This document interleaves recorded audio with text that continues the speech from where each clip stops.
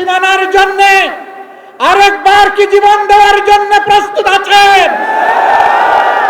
বাংলাদেশের দিকে কাউকে লাল চোখ দিয়ে তাকাতে দেব না ইনশাআল্লাহ।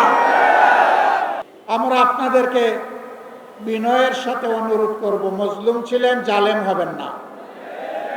মেহেরবানি করে বিচারগুলো নিশ্চিত করুন। শুধু ফেসিবাদের হাতে কেন, এই রাস্তায় আমাদের কলিজার টুকরা বিপ্লবের প্রতীক শরীফ ওসমান হাদিকে হত্যা করা হয়েছে। তার বিচারও ধামাচাপা দেওয়ার চেষ্টা চলছে। এখন পর্যন্ত চার্জশিটটি দেওয়া হয় না। কাকে খুশি করার জন্য, কোন সত্যকে আড়াল করার জন্য এটা করা হচ্ছে জনগণ জানতে চায়।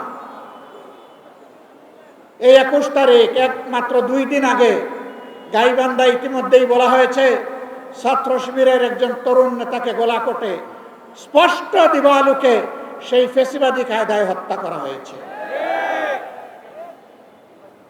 হ্যাঁ, হত্যা করে মানুষকে দুনিয়া থেকে বিদায় দেওয়া যাবে, কিন্তু কোনো আদর্শকে খুন করা যাবে না।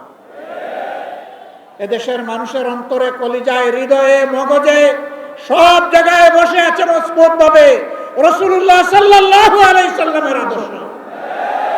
এই আদর্শকে নির্মূল করার চিন্তা করবেন না। যদিও আপনাদের একজন সিনিয়র নেতা ঘোষণা করে দিয়েছেন নির্মূল করবেন, অতীতে যারা নির্মূল করার ঘোষণা দিয়েছিলেন তারা নিজেরাই আজকে নির্মূল হয়ে গেছে। নির্মূল বেশি করবেন না।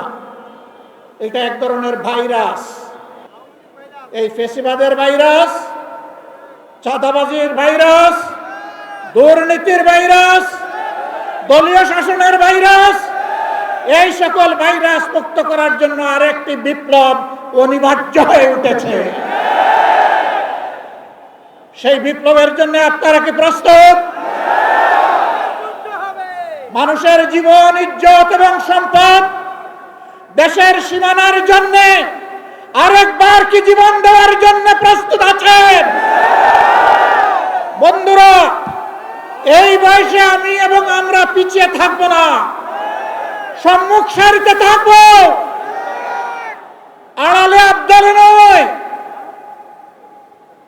তবুও বাংলাদেশের দিকে কাউকে লাল চোখ দিয়ে তাকাতে দেব না ইনশাআল্লাহ। কোন কালো হাত বাড়ালে সেই হাত গুড়িয়ে দেওয়া হবে।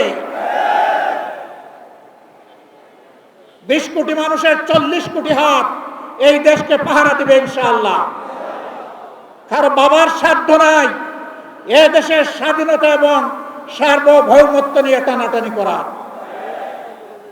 মহান আল্লাহর উপর ভরসা করে আপনাদেরকে আগামীর সেই বিপ্লবের দাওয়াত আজকে দিয়ে রাখলাম। সংসদে যতদিন পর্যন্ত কথা বলার পরিবেশ থাকবে, জাতির স্বার্থে যতদিন পর্যন্ত থাকার দরকার হবে, তার বাইরে আমরা 1 সেকেন্ডও থাকবো না। যেদিন সংসদের প্রয়োজন ফুরিয়ে যাবে, যেদিন মনে হবে এই সংসদে আর কথা বলে লাভ নাই, সেদিন সেই সংসদে খোতা হাফিজ বলে আমরা বেরিয়ে আসবো।